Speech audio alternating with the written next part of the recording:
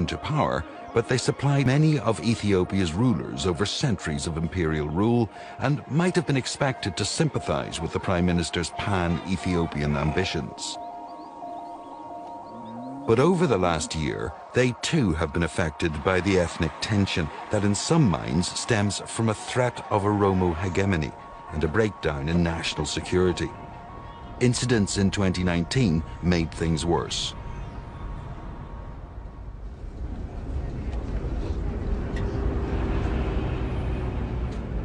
These Amhara parents want to know what's happened to their children. Last December, 20 of them were kidnapped whilst at university in Oromia. There were protests across Amhara demanding the government do more to rescue them. አሁን እርማችን እንዋጣ 95 ቀን ያህል እያለቀስ ተቀማለሁ ስትል ደክማ ያን ሁሉ አገር ሄዳ ምትታገድ ከሆነ ምትገደል ከሆነ እኛን እስከቱ ምን ይጠብቀን ነው አንማር. To this day, no one knows who's holding their children or whether they're still alive. For some Amhara, a people still sometimes maligned for their once dominant role in Ethiopian history, such incidents are a painful reminder that they no longer control their own destiny. The narrative that depicts the Amhara people as oppressing other nations is a wrong narrative. That is what has resulted in the killings and discrimination of thousands of Amhara people. Now local politicians are listening to people's concerns about this rising insecurity. Yusuf Ibrahim is the vice chairman of the National Movement of Amhara, a newly formed ethno-nationalist party that's fighting to protect Amhara around the country. Ethnic politics has already proliferated in Ethiopia. Only the Amhara people would lag behind in that enterprise. Finding the correct establishment in this turbulent situation was necessary for our people, and we came forth to establish NAMA. There are security problems in many locations in the country. There are armed groups, particularly running the Oromia region, even threatening the government to overthrow. And the fear that such situations would disintegrate the nation cannot be ruled out. At the State Parliament building in the region's capital, Bardar, senior Amhara politicians from across the spectrum came together to listen to Ethiopia's Deputy Prime Minister, Demeke Mekonnen, who'd arrived from the capital to urge them to work together for peace.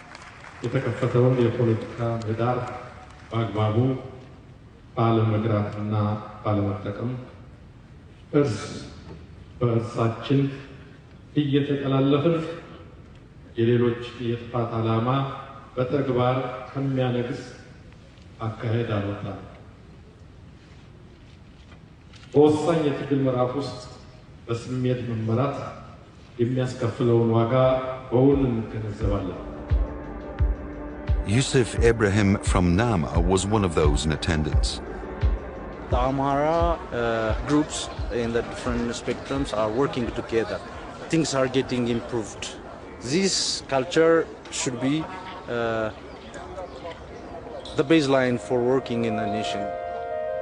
Today, with political elites struggling to find consensus, both within their own ethnic groups and with others, many worry that young Ethiopians are becoming radicalized. In Amhara, that concern is focused on local vigilante youth groups called the Fano. Like the Kero, they have also been accused of killings. But their members insist they're filling a security void left by a government that no longer patrols their neighborhoods and villages.